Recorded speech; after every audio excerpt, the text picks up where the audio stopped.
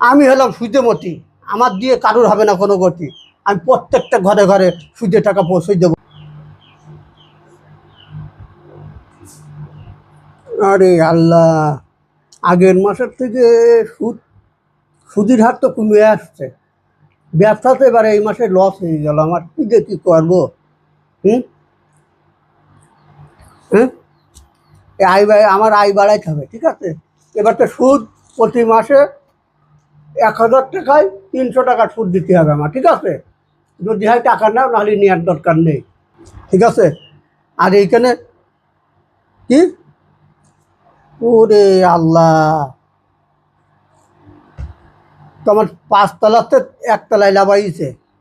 হ্যাঁ, এ ব্যবসা এরকম হলে হবে না। আমি সুদের বিষয়ে পিএইচডি করতে গেছি আমি লন্ডনে।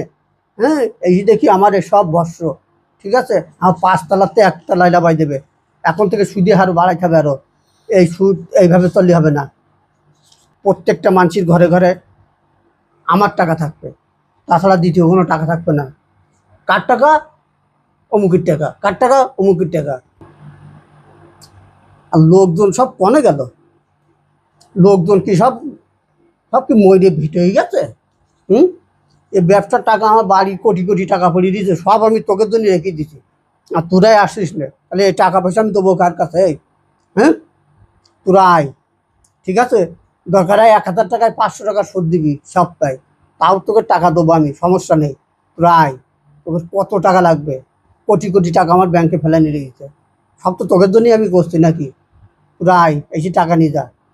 আর বিয়ের সাধু আসতো না গ্রামে। হ্যাঁ, বিয়ের সাধু হাসছে না যে একটু টাকা পয়সা দিয়ে একটু লাভবান হবো, তাও হাসছে না। আবার কল দিলে কিটা? হ্যালো, হ্যাঁ, আমার নাম মতি, তোকে হতে দেবো না কোনো গতি।